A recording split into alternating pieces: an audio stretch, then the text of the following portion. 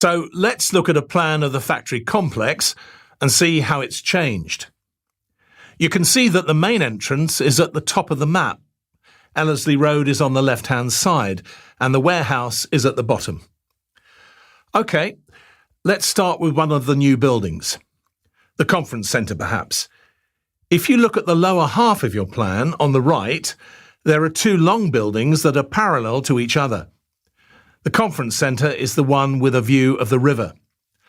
Hopefully that's something visitors to the factory complex will appreciate, especially on a sunny day when it's clear outside.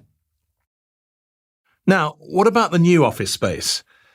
As you know, the offices used to be in that large building right alongside Ellerslie Road, and that could get a bit noisy at times. So what we've done is move the office space further away from the road, into the building that directly joins on to reception. This should mean employees can benefit from a quieter working environment, as well as the other improvements I mentioned earlier. We also decided to move the stores building, so it could be a lot closer to the warehouse. So now, if you were going to enter the factory complex from the Ellerslie Road entrance, stores would be the building immediately on your left. The warehouse staff have already commented that having the stores here is much more convenient. Yes, I'm sure it's going to save a lot of time. Finance was another building that had to be relocated. They just didn't have enough space before. So you can see the main entrance on the plan, right? And below that is the roundabout. Then there's the road that goes from the roundabout directly to reception. Well, the finance building is about halfway along that road. On the plan, the factory is just above it. The cafe, just so you know, is in the same place as before.